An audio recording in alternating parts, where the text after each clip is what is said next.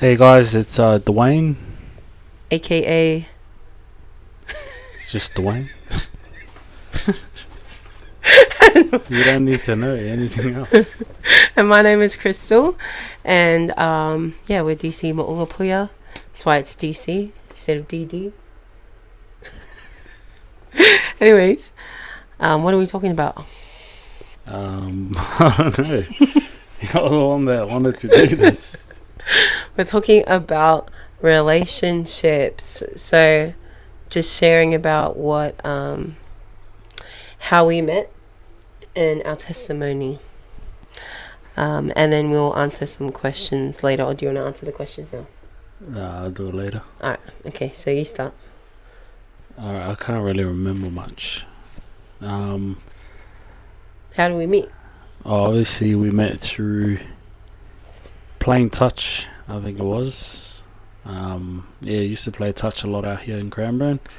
And that's when we kind of saw each other then. And then... And I stepped in. And then from there we had piano lessons, Oh, yeah, that's right. or keyboard lessons, whatever you guys want to call it. Yeah, and it kind of started from there. Then we wanted to obviously get to know each other a bit more through that. And then yeah, I can't really remember much. What did we do? Announce, like... Did we announce? Nah.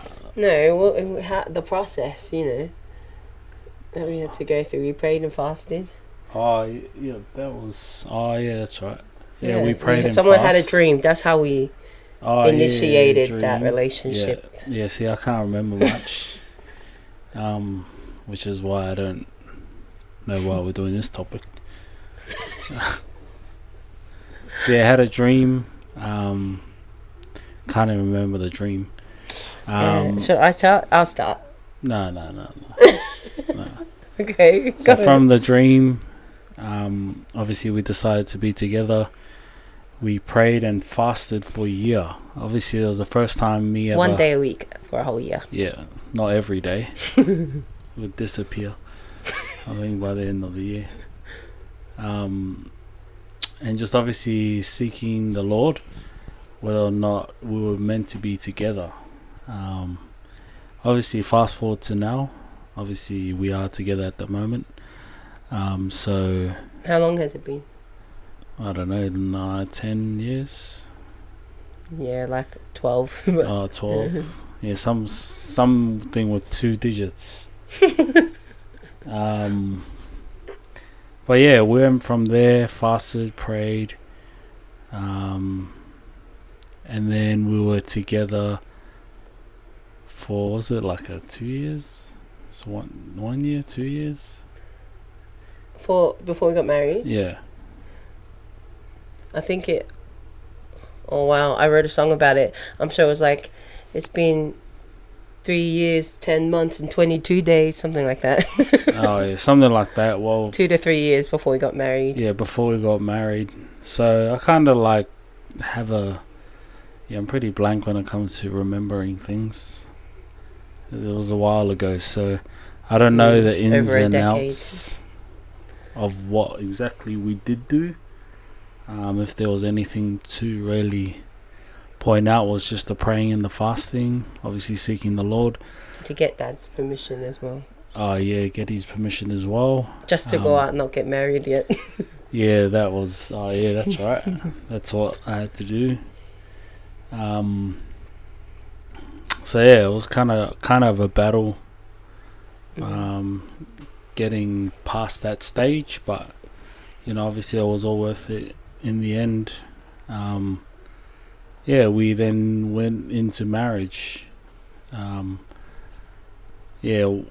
I think one thing that stood out for me in the process, prior to getting married, was obviously the main thing that most people know already, was that you had to kind of write an essay. Why I should marry Crystal to her father. I'm not going to tell you what was in there because it's top secret. Even I haven't seen it to Um, this day. I don't even know what I wrote. Can't remember. No, but it's But just it general was, things, wasn't it? Like how you're yeah, gonna raise our kids and yeah. things like that. It was just, yeah, something different. Obviously, I'd never done anything like it. Um, but yeah, that stood out to me in that process. Other than that, it's just the build up towards marriage. So, kind of just, like a pretty simple guy. I don't really like, what you call it, like to make it,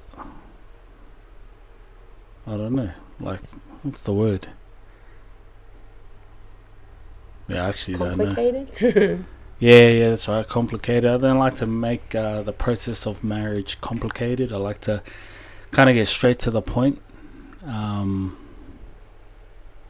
but that's just me. Look, everyone's different. Every guy's different. I think most guys do think the same. They like it simple. They just kind of want to get out the way. But yeah, I think the other thing that was important to us during that time was obviously praying. We didn't fast this time, but we were seeking, obviously continuing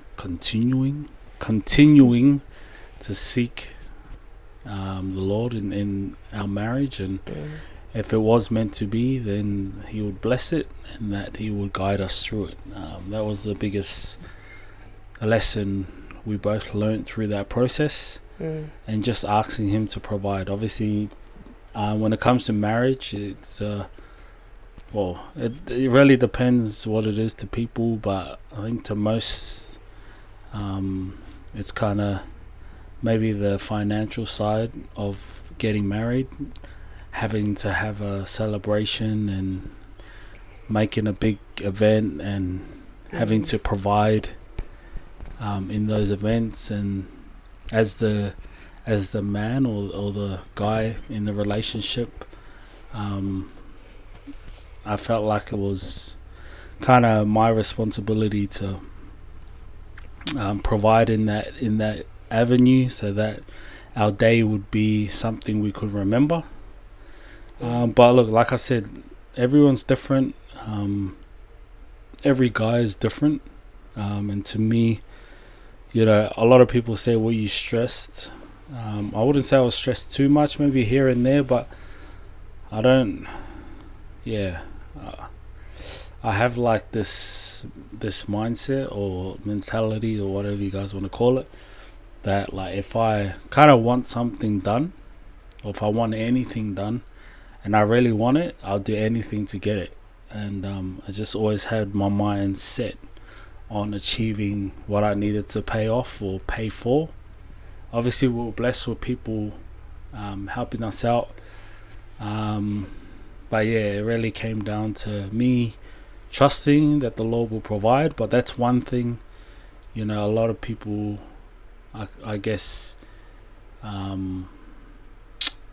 what's the word, like, take for granted, is that like they just pray and ask the Lord to provide, but they don't really get out and physically do anything about it. Like, if you're gonna like pray, faith without works. so if you're gonna pray for something and ask the Lord to provide, like, I wouldn't second guess if it was a miraculous thing where he would just pay for your wedding outright. It has happened to some people.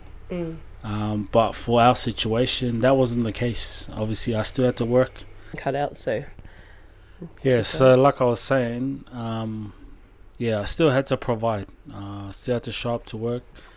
Still had to put in the hours to provide for our wedding. But that was the physical side. Obviously, I kept up with my prayer life and praying and seeking the Lord. But I think that's one thing, a lesson that a lot of people need to kind of take under their wing is, you can't just pray and then that's it, and then just expect things to happen like that. You got to do something about it, not just financially, but with anything, with change in your life. You're praying and asking the Lord you want to change, you want to get out of bad habits, but you're not really doing anything about it.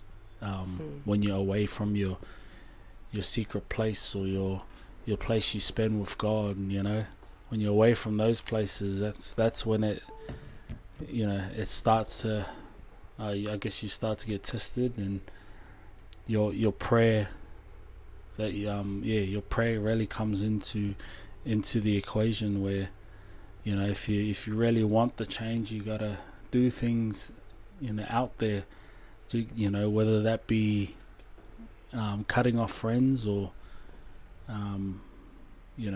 not turning up to certain places because of a certain struggle, just whatever, those little things, because when you start to compromise in those little areas, even if you think you're only there for a few seconds or just a few minutes, those are little compromises, and once you build that up, you'll find that you'll be back there again. So anyways, moving back to relationships, got married.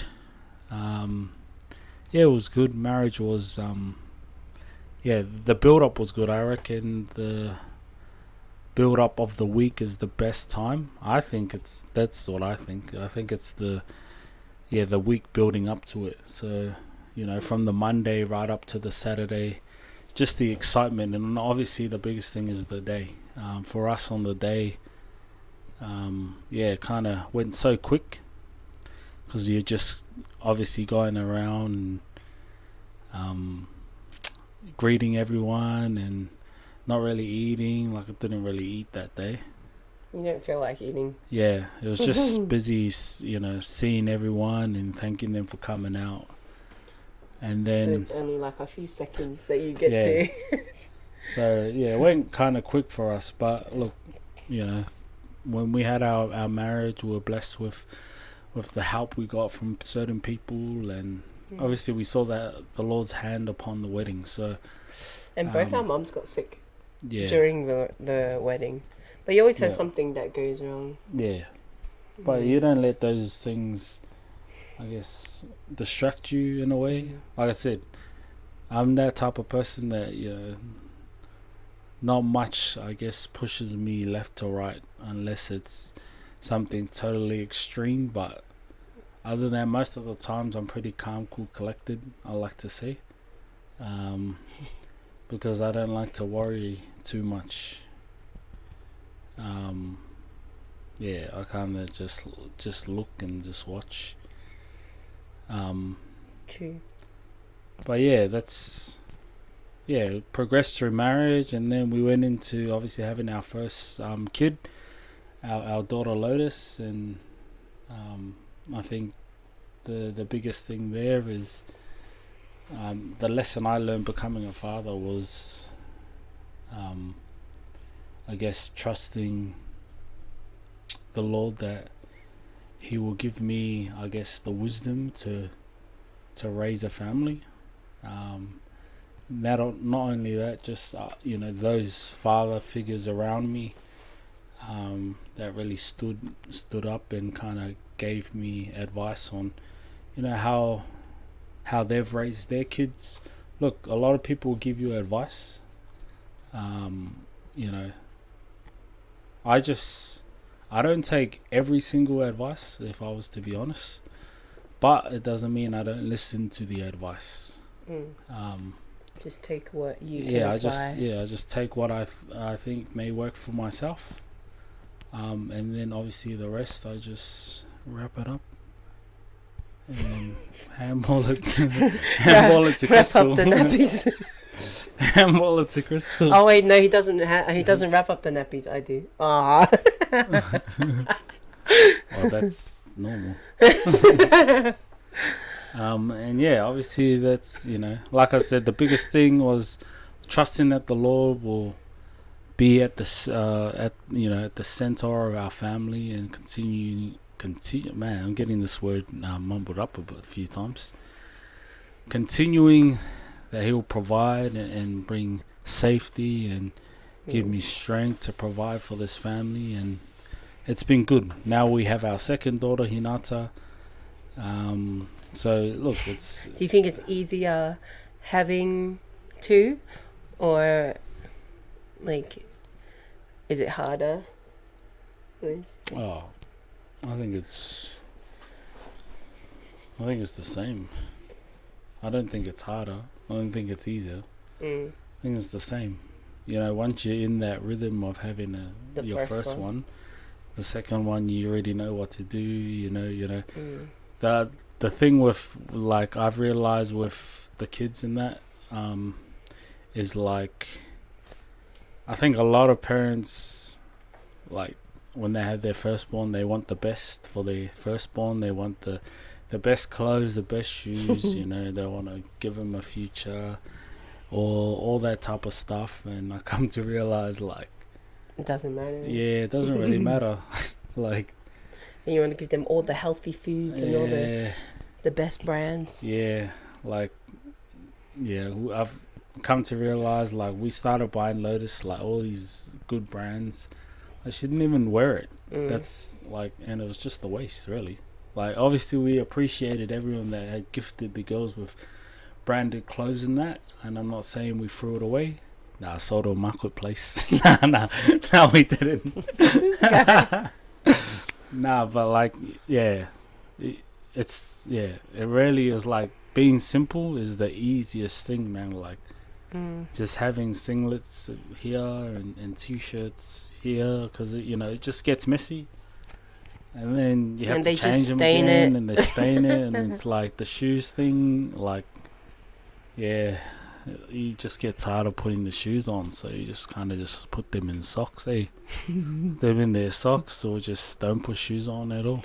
This guy wanted all the big brands when Lotus was one, and had to have the best shoes, the Nikes, Adidas, but now he not just no shoes.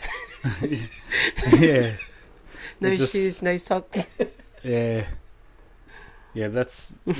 really comes down to being simple. But look, that's us, or that's me.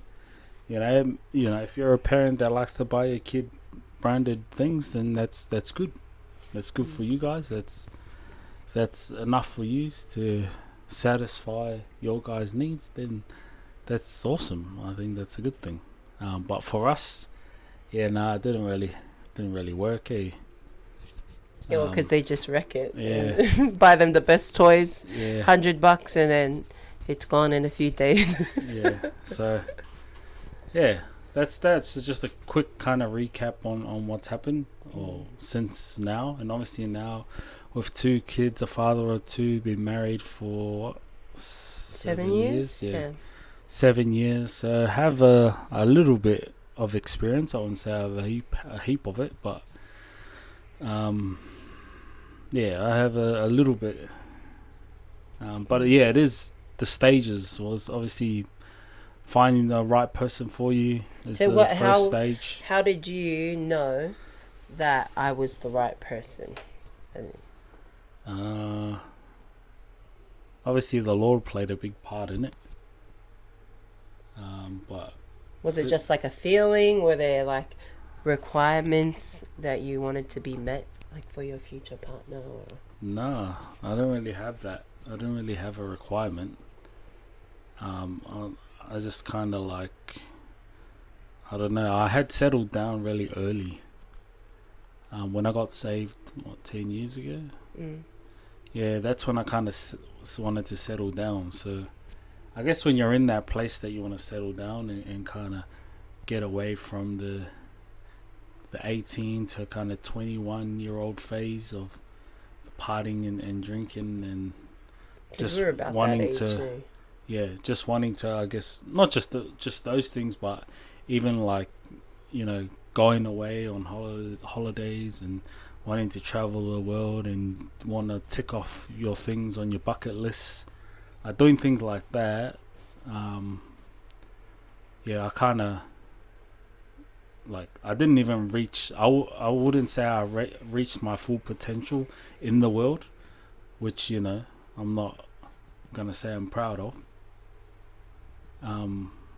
because of me being saved. That was a big part. I kind of got taken out of that phase very early,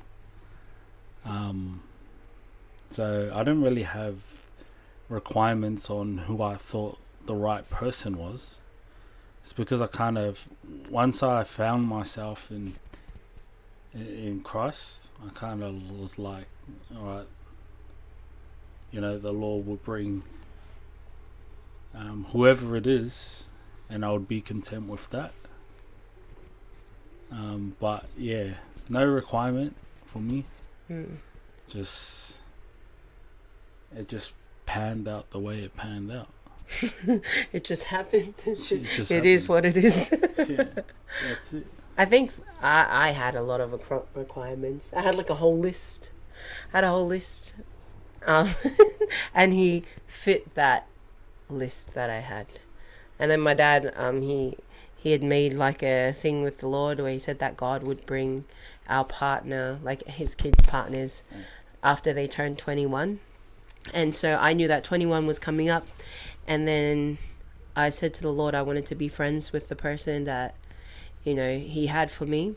And so we became really close friends, where we were sharing, personal things with each other, and just spending time. I think that one thing that was like a tick for me, not a red flag, a green flag, I guess, was that he was able to listen to me, because I talk a lot.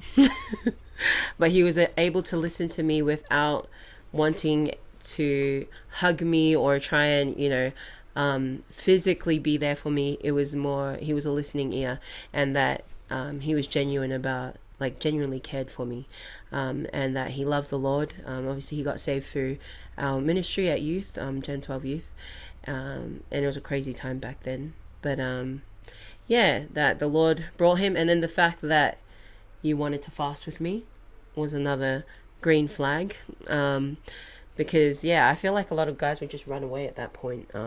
My dad seems like a scary man to a lot of guys, so when this guy was so confident to come over and have a meeting with him, so that, don't play with the mic please, so that we could be in a relationship, I saw that as somebody who could lead, lead my family, who could be confident in himself, and who loved God. Because when he first got saved, man, this guy was preaching up a storm. Like the first time that he got up to preach, he was preaching for like 20 minutes. See, these are green flags to me. But those were things I appreciated, and that it was inspiring. It was inspiring to me. We're not really, what is it? Like emotional, like sharing with each other a lot. It's probably my fault, but I think that's what it was for me, and that's how I knew that he was the right person for me, because I was constantly seeking God. Even before we got married, I was still asking the Lord, is this the right man for me? Is this the right, husband for me, who's going to be a good father to my kids, who's going to help provide for us financially. Even one time, I don't know if you remember this, but I didn't get paid a lot at the job that I was at that time, and I was worried about finances and everything. And this guy goes, "Don't worry, you don't have to work. I'll work for you." Hey, I didn't say that. Well, not in those exact words, but he basically said that he would take on that financial burden because he loved me. But that was another green flag for me, was that he actually wanted to provide. And I see that as a good quality in the man of the house, that he wasn't lazy and he didn't want to stay home and do nothing, but he wanted to get up and work, and it was something he did. Gotta get a job, naturally. Like I don't know, if you're a guy and you wanna get married and you wanna just be a dad one day, you gotta work. You gotta go out there and work. I learned that at a very young age of 13, and I ever since then I never stopped. And it's now become a habit. So I encourage guys that are looking for a job, or understand the importance of having or keeping a job, is that these things will come in handy later on. It will become a habit, because when you do become a dad and or a husband and a partner, or a husband or partner, and you don't have like a job, it'll be very hard. Like, yeah, it'll just be very hard to kind of sustain yourself in your day-to-day life. And because we've seen that in other relationships where if the guy isn't working, like he can fall into like depression or in a place of like, oh, I'm not good enough, or I can't I can't provide, I can't do this and that. So you just kind of gotta get out there, man, like work, like just whatever it is, and just keep at it, keep chipping at it. Like, I know we all trying to get out of the, people call it the rat race or the 9 to 5, but at the end of the day, if you're not doing anything else besides trying to get out of your 9 to 5, then you just gotta stick at the 9 to 5. Like, although it would be nice to just stay home and not work, that'll be the best, but it's just not like that. It's just like, it doesn't matter what we try and do, it's just just doesn't work. I think as long as you got food on your table and a roof over your head, like, even if you're not an entrepreneur, it doesn't mean that your life isn't good. Or even we see a lot of people on that online space, which is good. I think it's a good thing. Like, they're doing something, they're getting out of their rat race or their 9 to 5, but they're working towards that. Like, but if you're not doing anything and you don't even have a 9 to 5, it's like, dude, come on. Because like I said, when you want a family and if you can't create that habit on your own by yourself, and just it'll be hard, like when you do have a partner and kids. It'll be hard when you have a partner and kids, and you just like trying to find that motivation. Looking yourself in the mirror and to have a purpose as like a man. And all this comes into ties into your spiritual kind of life, where there needs to be a kind of like a balance there, where you're seeking, you're praying, you're doing the things that will help you spiritually, whether that be praying, reading the word, worshiping, just spending time with the Lord. Just making sure that your physical side outside of that is flourishing as well. Obviously not letting it overtake, because that can happen, where you can just focus so much on providing physically, and then you forget who you went to and asked for provision. So there needs to be a balance there. And I think that's something that we've seen, like a lot of like young people, once they get into that workplace and they fully prayed for the job, and then as soon as they get the job, it's like they forget God at the end of it. But it's like, I could say it's normal, like, because a lot of people have gotten in that place, but just you need to realize it early, and it's about making good habits when you're in a place of in that place with the Lord, and asking Him to give you wisdom, and just give Him just obviously asking Him, like, Lord, lead me, instead of you leading yourself. And then when you're in trouble, then you go back and ask for Him to lead you out of trouble. It's like, come on, you needs to switch that whole thing around. Like to still ask Him to lead you in the good times as well as the bad. I think we should go into like the questions that we have. So I need to stop it and then screenshot it because we switched phones on it. So just do it in the standard. Okay, so I just sent it to myself. We've got about 10%, so we're gonna have to answer these quickly. So we did, how did you meet? I think we've answered some of these.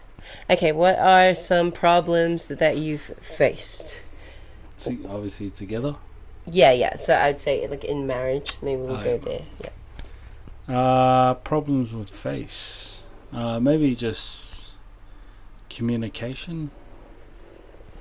Not communicating as much as we should be. Yeah, so obviously communication is a big thing. And when you're working, or when you're the guy that's working, like, you just want to come home and just, I don't know, maybe it's just me, but you just want to come home and just like relax and just don't do anything. Yeah, but I come home to Crystal, and then she's like, starts the conversations with, how was your day? I give her like the best answer, like, yeah, good. And then she go, so what happened? I said, and then I'll go like, oh, not much, just giving like 2-word answers. So yeah, communication, obviously communicating, try to find time to communicate. Yep. And I think like what he said, like communication, but the question was also, how did you overcome that? So I think one thing, I seen a video on Instagram where it's talking about being your husband's peace. So like when he comes home and, like he said, he wants to relax, not to just start with all the things that you're upset about as the conversation, but trying to be his peace when he comes home. And so I started trying to apply that. Instead of trying to start a fight about whatever I was upset about, I would get him some food, or a drink, or try to get his mind off whatever was troubling him through his day, because like we both face battles that we don't see, and I have my own things at home with the kids, and he's got his own things at work.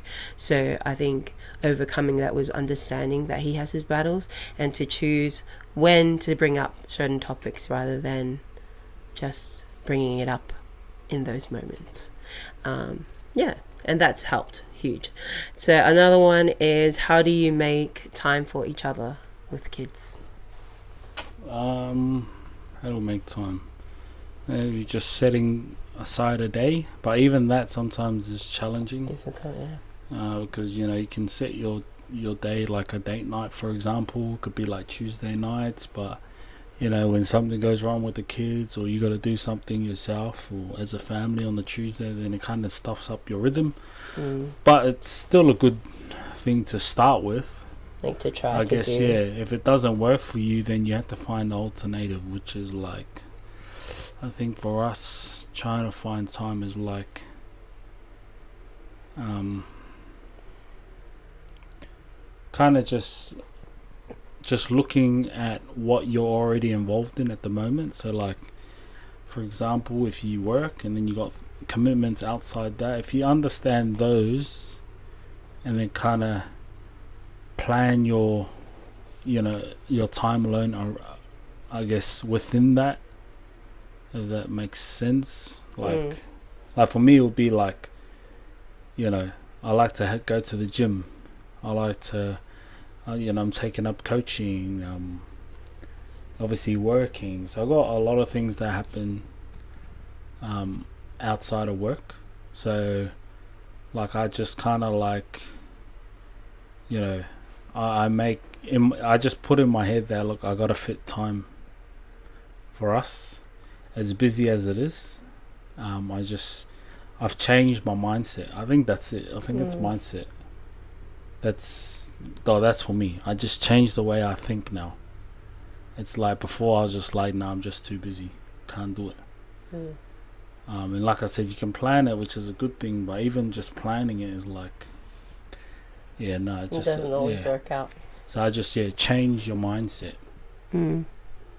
Yeah, I think like you were saying about including it, because we did struggle, because we are quite busy a lot, and so one way that I tried to include spending time together was, if he was going to the rugby, then I would come along, or I'd bring the girls, and then we would have those conversations in the car on the way there, or being involved with what you're involved with, and then and then like when the rugby season was over, then I asked if you could help with the kids, and we started going to the netball together. But like, I felt like that was helping us spend time was just spending time together Yeah, but in those even pockets just of like busyness. yeah, just like every moment you have together, even when it's unplanned, that's still time together. Yeah. And that's what you have to, and you have to make it count. Like, Or playing the game together. yeah. Who plays games? Yeah. But I yeah, think that's just one though. yeah, like yeah, I think that that would be another big thing. That would be a big thing. Is like every minute you get, even if it's like for 2 minutes, like make that 2 minutes. You know, that's a date right there. 2 minutes, date night right there. Whatever. Oh yeah, I'm done now. 2 minutes is up. More than 2 minutes. But yeah, right? just Go. yeah, I think just that was the main one. Would be every minute you get with each other, just make it count. Yep. Next. Yeah. How do you forgive each other when you're upset? Just talking about it. Explaining why you're upset. Yeah, but it always comes down to the root. There's always a deeper root on why you're upset with each other. We're upset. And sometimes, or most times, it's not even to do with what you're upset about at that moment. So, a lot of it's on you, on yourself. If you're having a crappy day, just know that crappy day may turn into like an argument later over something very little. But yeah, so it's just kind of finding within yourself and like realizing, okay, I've had a crap day. Hopefully this doesn't catch affect me your off attitude or anything later on. So yeah. I think one thing that I always keep in mind is that scripture, do not let the sun go down on your anger, and I always try to make sure to sort out whatever we're upset about in that moment then.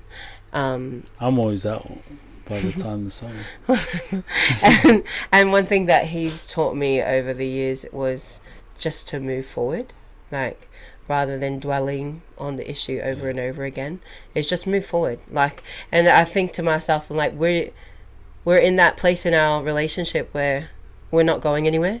So like, even if I want to stay upset for a while, like we're stuck with each other in the same room, there's nowhere to go. So you just need to forgive. I think you just clap. What? Just clap for them. Like, when have you done that? Yeah, just clap, say well done, spot on. You just Whatever. say spot on. That just sounds like an argument. Spot on with starting. your argument. Spot on. Okay, now we're gonna go and eat. Yeah, that was my dad's solution. Whenever my mom was upset, he would just go buy some food. Food is the answer. All right, next question. Okay, we've already answered. What are your tips? The last one. What is your tips to a happy marriage? Tips to a happy marriage. Number 1 is having the Lord. Yeah, she's like, hey, you better add that. You better add that in there. You better add that in there. Obviously, having the Lord is the number 1 best advice I can give anyone.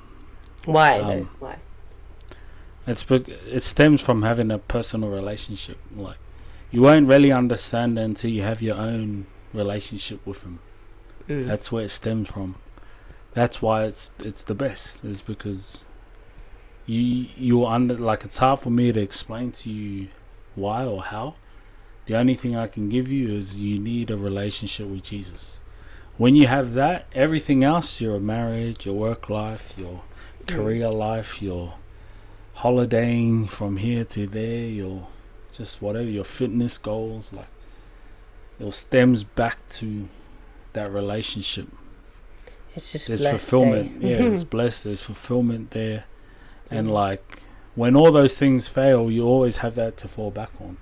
And I'm not saying you use it as a, as like your safety net, but it's it's just that there. Having a relationship is the root of everything. The other thing, obviously, the most common things is obviously communication. Communication's massive. You got to communicate, yeah. Yeah. Because I think that's something that like you struggled with at the start. Like you just be silent, Yeah. not say anything. I used to say my words in my head. Expect that I could read his mind. Well, she thinks she does sometimes. I do, don't I? Yeah, that. And you got a third? Nah, like I said, I'm simple. Like, when you have a big list of things, you're those types of people that have a big ass bucket list and only tick off one. So yeah, them have a big list, just two dot points. He doesn't have a big list because I got the big list. Yeah, and she's still ticking it off. I'm already ticked off my list. Oh wow, it's not a competition. This guy is so competitive. Everything's a competition. Even us just walking around the block like so this. So what's yours? What's yours? Mine, obviously the Lord. Hey, don't copy my answer. And the reason. See, I got a reason. I got a reason. No. Anyways, is because of the things that the Word of God promotes, love, peace, joy. So even when I'm mad and I don't want to forgive, the Word of God tells me to forgive, So having God in our relationship, we could have broken up many times, but He's the one that solidified us, kept us together, because of His Word, and His love for the both of us. Is that even if we've done things against each other, the Lord's still forgiven us like 100 times more than we've had to go and forgive each other. So why shouldn't we? So yeah, I think that He helps us. And then if we don't communicate, God can still tell me what He's upset about, or He can tell Him what I'm upset about. He can let us know because the Holy Spirit. So yeah, just the Lord. And then I would say, besides communication, spending time. Yeah, spend time together, because you can drift and you can think that you're okay separately. You can get used to not being with each other, and I don't think that that's healthy. So yeah, spending time with each other, I'll say, is key to a happy marriage. And that's it. Keep it simple. Keep it simple, Sally. Yeah. Don't complicate your relationship. Don't think you're Cinderella and Peter Pan. Right. Just think of it as Shrek and Fiona. Why did you say that? Did it agree? Nah. We're not Shrek and Fiona. Nah, it's just, they didn't live a lavish life. They're just in the swamps, Eating eyeballs. Yeah, it still got by. True. That's what it's about, Yeah, I think that's it. Yeah, that's it. Alright, thanks for watching, guys. Yeah, thanks for watching. And join us for our next one. We'll be posting up more. This is not a podcast because we don't have proper mics. These mics are amazing. We don't have proper chairs. We don't have proper setups. This is our first one. This is just a normal video. Just relax, bro. Yeah, well, we'll do a better setup next time. But my kids was crying, and I was in a bit of a rush. One's asleep. Yeah. All right. See you guys later. Give them a joke first before they leave. No. No jokes. You always got a joke. I'm mature now. Just change it to immature. Okay, bye. All right. See ya.